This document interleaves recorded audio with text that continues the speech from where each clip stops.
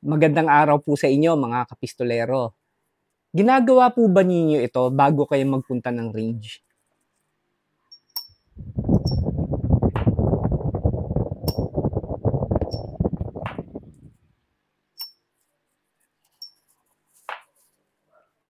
Ang tawag po dyan ay barrel drop test.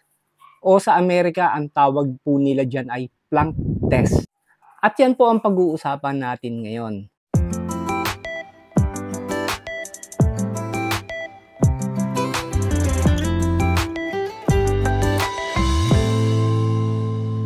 Ang barrel drop test ay ang pagsusukat ng bala kung kakasya ba ito sa barrel na gagamitin po ninyo.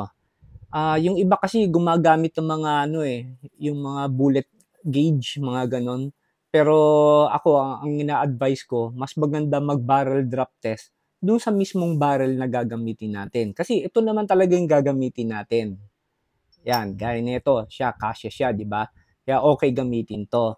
Medyo pagtiyagaan lang po ninyo yung mga pagbabarrel drop test, lalo sa mga gagamitin yung reloads, para hindi ka maaksidente. Yan yung karaniwang nagko-cause ng mga mga kaboom. Kasi ang iba tawag pa lang nga natin dito ay mabuntis rounds. Yung mga nagbabulge yung mga case dito. Yan. Gaya nito. Ito, hindi siya kasya, oh. Ayan. Kaya tawag diyan buntis rounds. Ayan, hindi siya kasya. So, ito, hindi ko na gagamitin to dito sa Glock ko. Pero, kasya siya dito sa barrel ng CJ. Kaya dito ko siya gagamitin. Oops! Baka sabihin niyo, Sir, buntis na yan dun sa Glock eh. Safe pa bang gamitin ito para sa CJ? Safe siya as long as walang crack yung shell.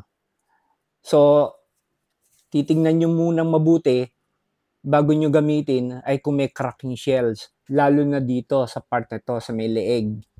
Kung may crack na yan, huwag nyo nang gamitin. Itabi na niyo ito. Yun yung mga damage ammos, damage rounds. Huwag nyo itatapon yung mga damage rounds, ha? Gaya nito. O, ano yung mga damage rounds?